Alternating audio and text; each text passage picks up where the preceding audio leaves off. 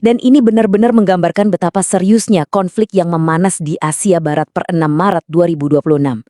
Ini bukan lagi berita di koran, tapi udah jadi sinyal bahaya buat ekonomi seluruh dunia.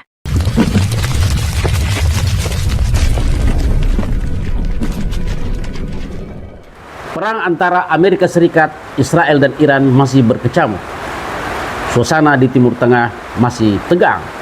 Eskalasi semakin meluas. Perang ini mengakibatkan terjadinya depresi ekonomi dunia.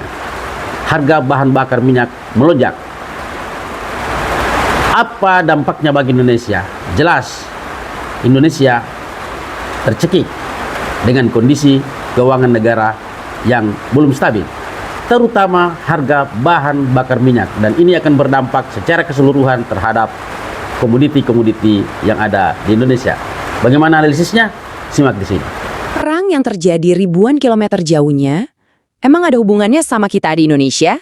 Oh, jelas ada. Dan dampaknya itu bisa langsung terasa loh. Dalam beberapa menit ke depan, kita bakal telusuri jejaknya. Mulai dari anggaran negara, nilai rupiah, sampai ya isi dompet kita semua. Yuk kita lihat gimana semua ini saling terhubung. Dunia sedang berada dalam situasi yang sangat genting. Wow, kalimat ini bukan sekedar basa-basi ya. Ini adalah kalimat pembuka dari analisis yang kita bedah, dan ini benar-benar menggambarkan betapa seriusnya konflik yang memanas di Asia Barat per 6 Maret 2026. Ini bukan lagi berita di koran, tapi udah jadi sinyal bahaya buat ekonomi seluruh dunia. Oke, pertama-tama kita lihat dulu efek getarannya secara global. Anggap aja ini kayak gempa geopolitik, di mana getaran pertamanya langsung terasa di mana-mana, dan ya tentu saja sampai juga ke negara kita. Jadi semua mata dunia langsung tertuju ke konflik ini. Dan dampaknya seketika. Jalur-jalur pengiriman barang yang super penting di seluruh dunia mulai kacau. Nah, di tengah situasi yang lagi tegang-tegangnya, Amerika Serikat malah nambahin bensin dengan melakukan uji coba rudal balistik antar benua. 3 kejadian ini dalam waktu singkat sukses menciptakan badai ketidakpastian di level global. Nah, sekarang kita masuk ke dampak ekonomi yang paling pertama dan paling kencang pukulannya, lonjakan harga minyak mentah.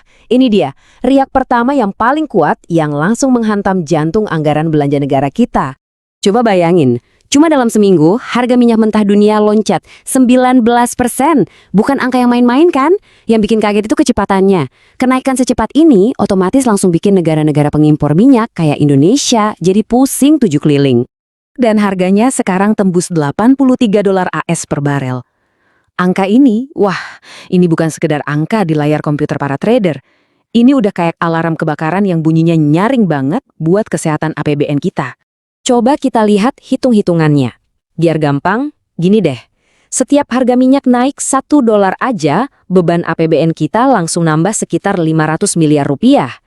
Nah, dengan lonjakan harga sebesar tadi, kebayang dong seberapa bengkaknya anggaran subsidi energi yang harus ditanggung negara. Terus ujung-ujungnya gimana? Konsekuensi paling nyatanya buat kita semua, ya kemungkinan besar harga BBM non-subsidi bakal naik. Bahkan ada yang memprediksi kenaikannya bisa terjadi secepat bulan April. Tapi guncangannya nggak berhenti sampai di situ. Getarannya sekarang menjalar ke sektor keuangan. Yuk kita lihat gimana ketidakpastian global ini ikut menggoyang nilai rupiah dan juga bursa saham kita. Jadi gini, kalau dunia lagi cemas, para investor itu biasanya cari aman. Ada istilahnya flight to safety. Artinya, mereka narik uang mereka dari pasar-pasar yang dianggap berisiko, seperti Indonesia. Lalu rame-rame memborong dolar AS, yang dianggap kayak benteng paling aman di tengah badai. Akibatnya, ya rupiah kita yang kena imbasnya.